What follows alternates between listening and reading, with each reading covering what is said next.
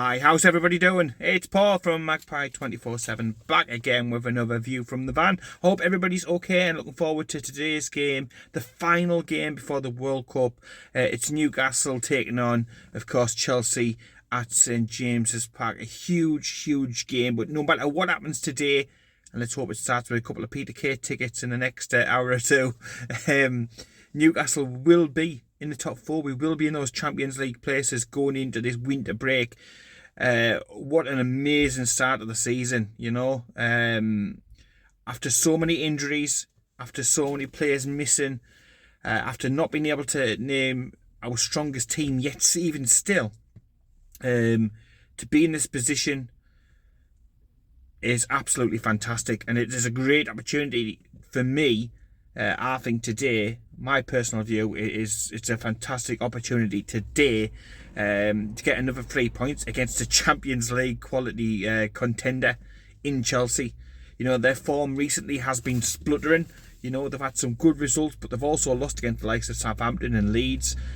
And you go into today's game, they've got injuries. You're not really fearing them like you would normally sort of fear them. And you're certainly sitting there thinking that Newcastle can definitely get about them, can definitely ruffle some feathers, can definitely score against them and get the points. I think the least that we should come out of today's game is at least a point, a draw. But I do think it's going to be a 2-1, and I've been getting these right recently. I've been consistently getting these, games right and stuff, and I hope it's a good game. Obviously, the game midweek, it wasn't the best game, but look, we didn't lose, and that is one of the new things under this new Newcastle. That even if we aren't playing the best football, even if we have made changes like we did midweek, we still find a way to get the victory. The result is the same. The result always seems to be the same. So, a cracking opportunity for us today. And again, we may be able to close the gap up to second placed. Whoever's there at the moment. Obviously, it's Manchester City currently, but it could be Arsenal as well. So it's an opportunity to try and close the gap up to the teams that are above us, and stop Chelsea getting any ground on us there. Down I think in 7th. They could drop to 10th today. And no doubt it'll be a big game for Chelsea. Chelsea ownership historically don't have the greatest of the patience. They're up there with the Watfords of the world. And if results don't go their way today, he certainly could be in hot water, because if you were going to change your manager, now is probably a good time to do so. But, they have been hot and cold. They have been blowing hot and cold all season.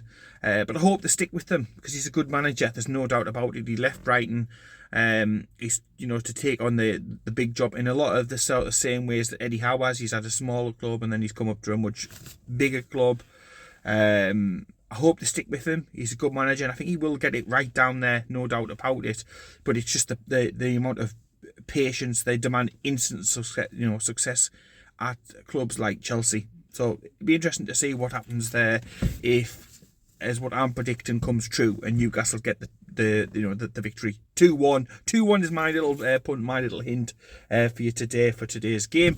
It was also interesting to see everything that's been going on at the club over the last couple of days with regards to the airlines taking some, promotional activity, shall we say, around the ground.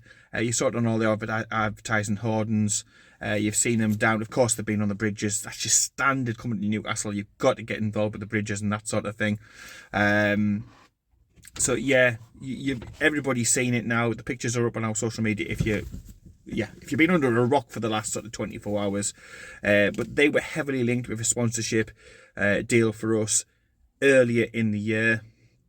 So I expect that is something to do with that, and I will expect that over the course of this enforced break, we will get more news on this deal. Is it naming rights for the stadium? Is it something like that? Obviously, we can't change front of shirt sponsorship until next summer, so I don't think it's going to be anything to do with that. And this could be part of what Darren Ailes was saying on BBC Radio Newcastle recently, with regards to sponsorship opportunities, growing the revenues so that we can really push on. And it could be great, a great timing if they are putting money into the club, if they are putting sponsorship into the club at the same time the owners have just invested another £70 million, could certainly help towards improving facilities. It could certainly help towards improving the squad, a little bit of player trading over the January window as well. So yeah, fantastic. It is such an exciting time to be a Newcastle United fan. We're 11 games or so now undefeated, cup and league, playing on the large, good football, entertaining football, huge sponsorship opportunities, the club regrowing, reimagining how it is, how it's portrayed, how it operates all the time, every day, every week. There seems to be new exciting things being announced, and today let's hope that we get onto the pitch, do the business, get the 3 points, and send the fans home happy. Because it's 4 or 5 weeks before we're back into action. The fact that we progressed in the cup as well is absolutely brilliant. I'm buzzing with that because, like I say, the 9-10-year-old child in me back in the day was desperate to see Newcastle win any trophy. So the fact that again we're another step closer is wonderful and brilliant. Yes, I had a lot more hair back then. And everything, but I'm just determined. I just can't wait to see them lift the trophy. Yes, being in the Champions League positions and everything is absolutely fucking brilliant, but it's all about, isn't it? It's all about getting your hands on a cup and that sort of thing. So we'll be coming back a little bit earlier than planned, pre-Christmas, a couple of days after the World Cup final. So if England were to get through to the final, which, yeah, I'm not holding my breath, not with Fanny Face in charge. But if England can get through to the final, we will be back a couple of days after that. So, yes, that probably sort of sways you when you're looking at the teams out in Qatar, when Brazil's playing, when England's playing in the likes. And you're sort of thinking, well, when will they get back? Will they be available for us in that game? So yeah, it adds a little bit of something extra into the melting pot for us to be able to watch whilst we're taking in this World Cup. So yeah, today's game, like I said, I reckon a 2-1. I'm just about to get ready and sorted, but I've got these Peter Kay tickets to sort first. Fingers crossed on that one. I think 2-1. They've got players out. They've got like half a dozen players out. Of course, it's Chelsea, so they've got cracking players to come in. And we'll have to play our very best. There's no doubt about that. If we're 95%, 90%, or whatever of our best, then Chelsea will take advantage. We've got to be 100% at it, under the floodlights. The atmosphere has to be right. The noise, the flags, the passion, everything has to be just so on point. And I'd take another sort of winner in the 90 whatever minute it was when Isaac Hayden smash and grab rate before. No doubt about that at all. But look, we've got players coming back. Yeah, we've still got a few injuries ourselves. Fingers crossed about Callum Wilson, because he said again he's trained away from the group all week. Doesn't sound good. He's had this illness for 10 days. You would think that he would be feeling better. But yeah, fingers crossed that he is okay and he can lead the attack, because I just think we're different gravy with Callum Wilson up top. He does a heck of a lot more than what Chris Wood does, but if it has to be Chris Wood, so be it. I still think with Bruno, with Joe Linton back in, I think St Maximin will drop out of the team today. I'll get onto that in a second. I think we've got enough in our locker to be able to cause them problems, to score goals and to win the game. So I think obviously Nick Pope, that's a shoo-in, that's a definite. Across the back, I think we'll be exactly the same as we were before in the league. We obviously rested up a little bit during the week just to give tired legs a little bit of a rest. But clearly Shea and Botman are going to be in the middle. Trippier on one side. Dan Burns still at left back. I thought it was nice to see Target back on the pitch, but I think Dan Burns done nothing wrong out there as an unorthodox left back, so he will play in the left back slot, no doubt about that. And then in the midfield, that's where it becomes a little bit more tricky. St Maximin made his return wasn't fantastic. He was really frustrating at times, was nowhere near back to the player that we've seen, that entertains, that amazes, that can be a match winner in a split second. So perhaps this break comes at a good time just to continue working with Maxi to get him back up to the levels that he was previously.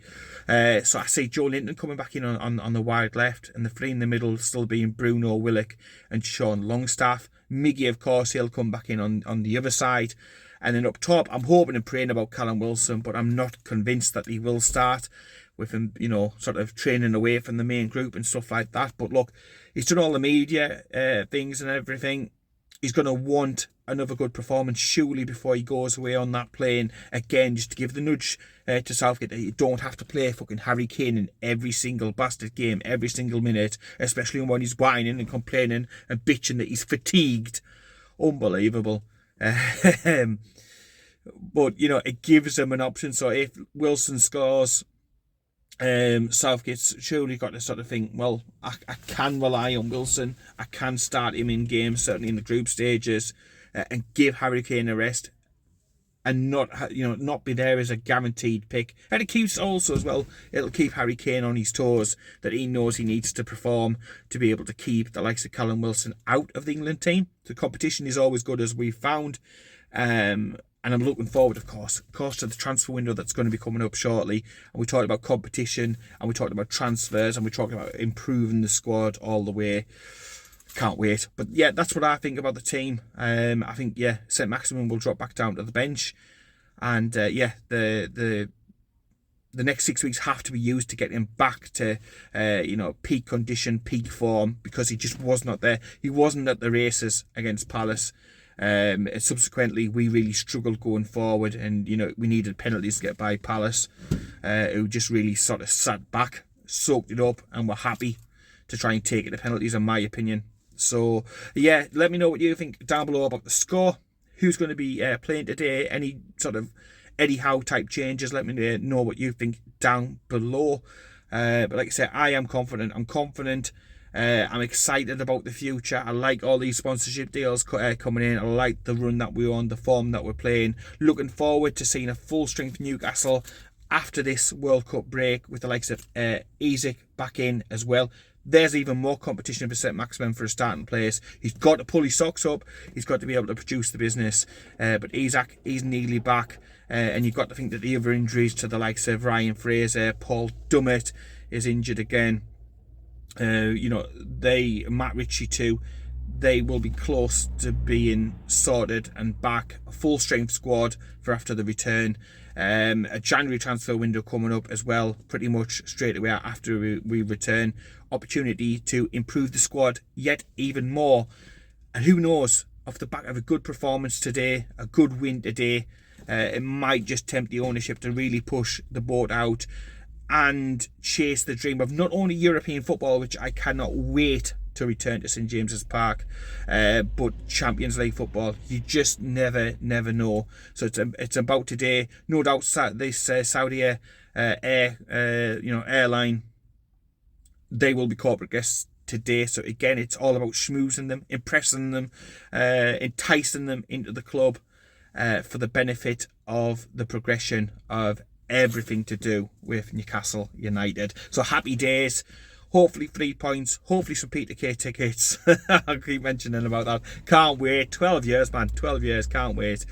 But yeah, let me know down below what you think. We'll be back with the first thoughts and everything else. And then we'll be continuing on throughout the tournament, looking at some of the bigger matches, talking about that, and obviously as well staying up to date with everything to do with the club and what the club are up to in what's sure to be a busy time behind the scenes as we get ready for a fantastic, hopefully historic second part of the season, and a very important January transfer window coming up. So yeah, take care, keep it tuned, let me know down below what you think, subscribe, and I'll speak to you later.